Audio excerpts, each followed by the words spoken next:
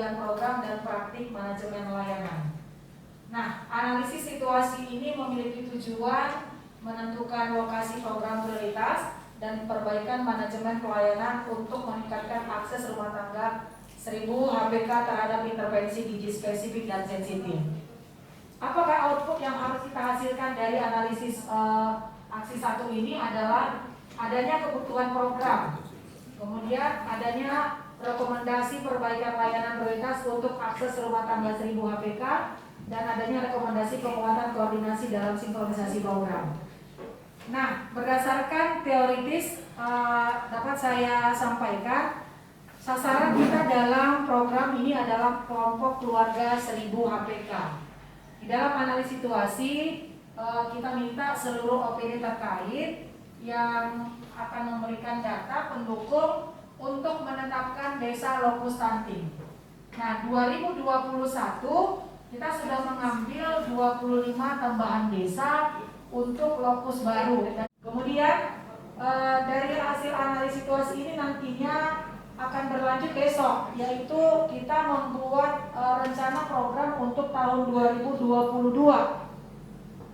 Berhubung karena saat ini kita masih melaksanakan perencanaan untuk program 2022, maka ini bisa sejalan dengan program yang kita buat di kantor.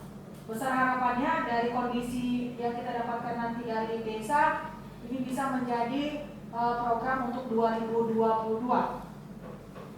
Kemudian, bagaimana tahap analisis situasi? Yang pertama adalah analisis sebaran prevalensi stunting dalam wilayah kabupaten kota. Sebaran prevalensi stunting ini ranahnya Dinas Kesehatan.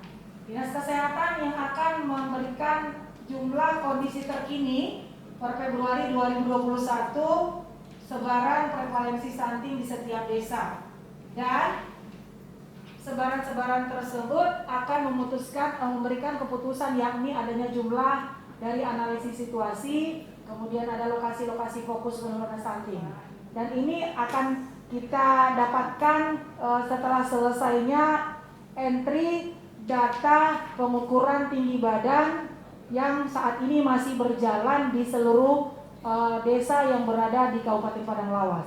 Pertanyaan kunci daripada analisis ini adalah bagaimana pola sebaran prevalensi stunting dalam wilayah kabupaten kota. Kalau kita mengacu dari data 2020, sebaran stunting hampir menyeluruh kabupaten, kecamatan yang ada di Kabupaten Padang Lawas memiliki data stunting. Kemudian tahapan yang kedua adalah analisis ketersediaan program dan kesenjangan cakupan layanan.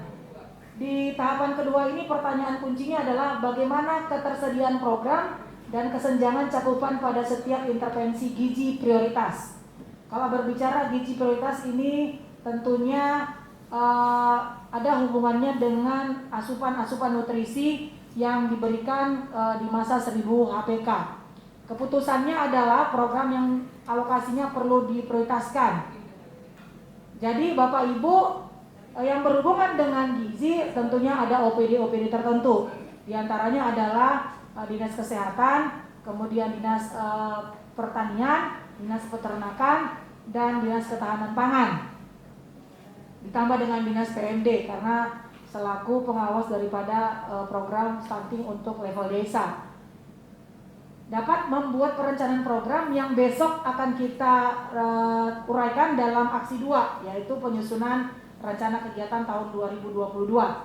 Kemudian yang kedua, jenis sumber daya yang diperlukan. Dan yang ketiga, realokasi atau menambah alokasi program. Tahapan yang ketiga adalah analisis situasi penyampaian layanan pada rumah tangga 1000 HPK. Permasalahan kita untuk kondisi saat ini, kita belum memetakan 1000 HPK di setiap desa.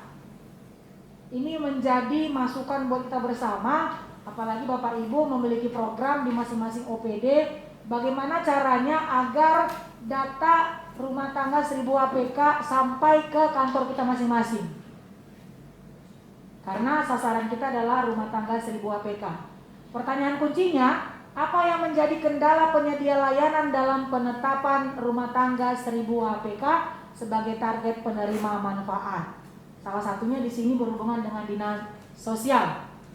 Dinas sosial, data yang selama ini kita masukkan adalah data PKH secara global. Tapi berdasarkan data terbaru, kita meminta untuk adanya data spesifik, data khusus, yakni 1000 rumah tangga 1000 HPK yang menerima manfaat. Ini jadi tambahan data untuk bisa kita publish di 2021 ini.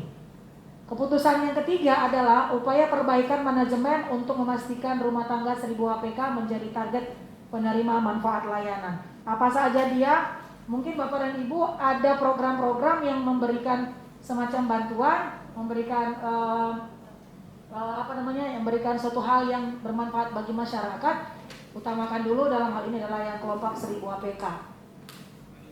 Dan satu lagi, dianalisis situasi juga untuk OPD terkait seperti program di PAMSIMAT, di PUPR, mungkin ada pembangunan jamban, mungkin ya, karena beberapa tahun lalu ada pembangunan jamban di setiap rumah, yang dimana kita berharap ke depannya jamban ini dihususkan dulu yang ada kelompok 1000 HPK di rumah tangganya.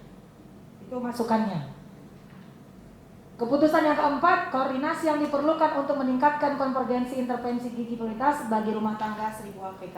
Intinya semua adalah sasaran kita adalah kelompok 1000 HPK. Kita masuk ke dalam form aksi 1.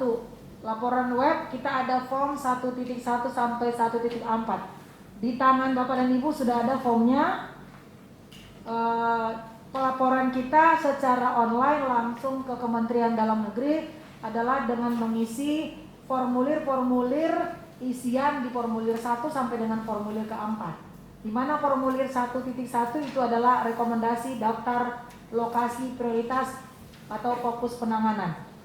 Di formulir 1.1 ini adalah data 2021 dan data 2022. Kemudian di 1.2 adalah rekomendasi daftar intervensi yang memerlukan prioritas penanganan. Ini sudah levelnya adalah lokus. Kemudian 1.3 hasil identifikasi kendala dalam manajemen layanan untuk rumah tangga 1000 HPK, dan di formulir 1.4 rekomendasi hasil analisis.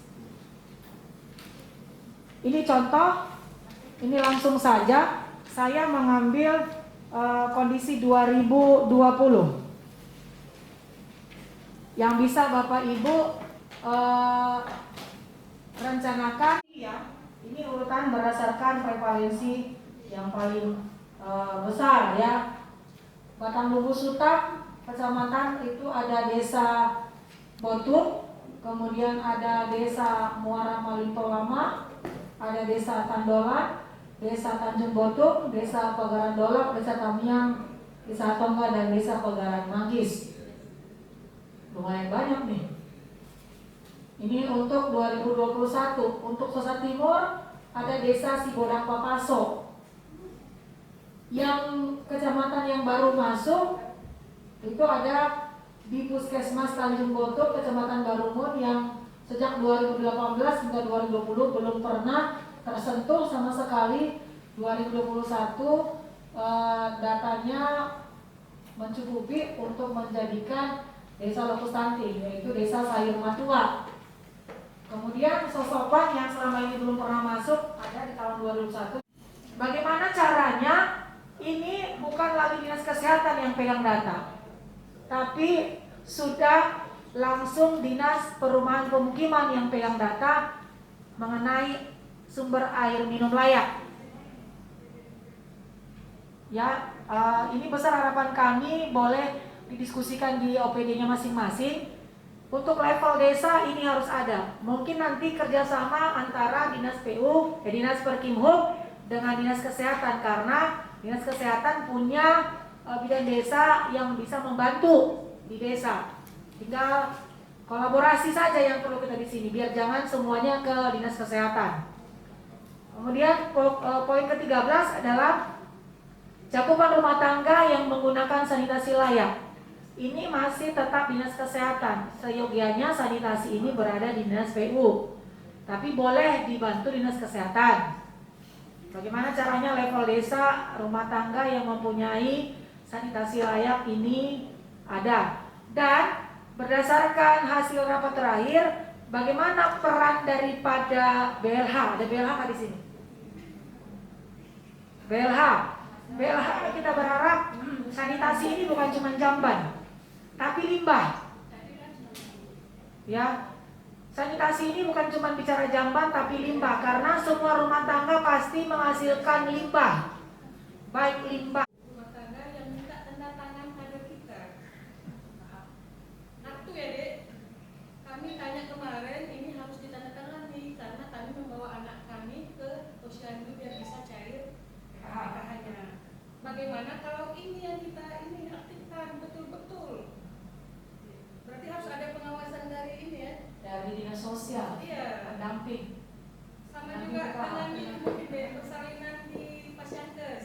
Kami data kita rendah ya dek, data kami sangat rendah untuk persalinan di Pasyankes. Apakah bisa ini kita sinkronkan dengan setiap ibu yang bersalin di Pasyankes itulah yang mendapat PKH? Supaya program semua yang dapat PKH ini wajib di Paskes. Iya. Berarti kalau tidak bersalin di Paskes, ditahan dulu PKH-nya. Bisa nggak kita buat seperti itu biar program semua tercapai? Iya betul. Kalau semuanya bisa kita jalankan, malah sasarannya kan samanya kita nih. Iya. Tinggal penguatannya biar terdukung program-program yang lain. Ini tadi sejalan dengan posyandu juga nih Bu Sri. PKH standarnya salah satu kan harus datang ke posyandu. Nah banyak itu yang balitanya tidak datang ke posyandu, tapi PKH-nya tetap jalan. Nah ini macam mana kita buat ini? Jadi pengawasan dari dinas sosial, dinas kesehatan dan dinas PRT terkait dengan program-program posyandu dan dibantu oleh Ibu PKK. Oke, kita bergeser kembali ke vitamin A. Vitamin A masih ada beberapa desa yang tidak mendapatkan vitamin A. Padahal sebenarnya program ini seluruh balita yang ada di desa wajib memperoleh vitamin A dan tablet cacing 2 kali dalam 1 tahun, yakni di bulan Februari dan di bulan Agustus. Tetapi di dari 25 desa ini masih ada desa yang tidak selesai. Nah kebetulan yang Cilobi kemarin kita yang turun banyak. Jadi seperti tahun 2020 itu hampir di setiap kecamatan terjona kita adakan dia bimbingan keluarga sakinah. Dan itu hanya mungkin terbatas jumlahnya. Hanya mungkin 30 kepala keluarga untuk 1 zona.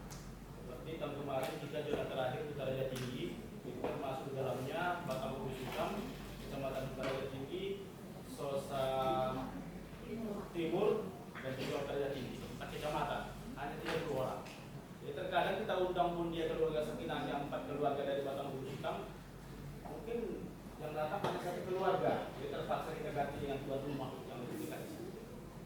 Terkadang kita 1 zona itu untuk misalnya zona Kecamatan Sosa, Kecamatan Barumun, sama Barumun Tengah. Itu terkadang kita terkendala dengan anggaran yang sudah ada, mungkin yang dianggarkan 1 zona itu hanya 30 pasangan. Jadi itulah dibagi beberapa kecamatan. Paling kita mengadakan 1 angkatan per 1 zona. Seperti itu dia bukan. Di program 2021 ini masih ada. Belum saya tengok di IPA kita karena masih ada yang sudah memberikan kontribusinya dalam pelaksanaan rapat aksi 1 ini. Semoga apa yang kita diskusikan hari ini bisa terrealisasi sesuai dengan isian-isian yang harus kita berikan di dalam form aksi 1, baik form 1.1 sampai dengan form 1.4. Sekian dan terima kasih. Saya selaku sebagai penanggung jawab teknis untuk aksi di Kabupaten Banglawas, mohon maaf kalau kira-kira penyampaian saya tidak pas dan menyinggung perasaan saya mohon dimaafkan. Saya akhiri. Assalamualaikum warahmatullahi wabarakatuh.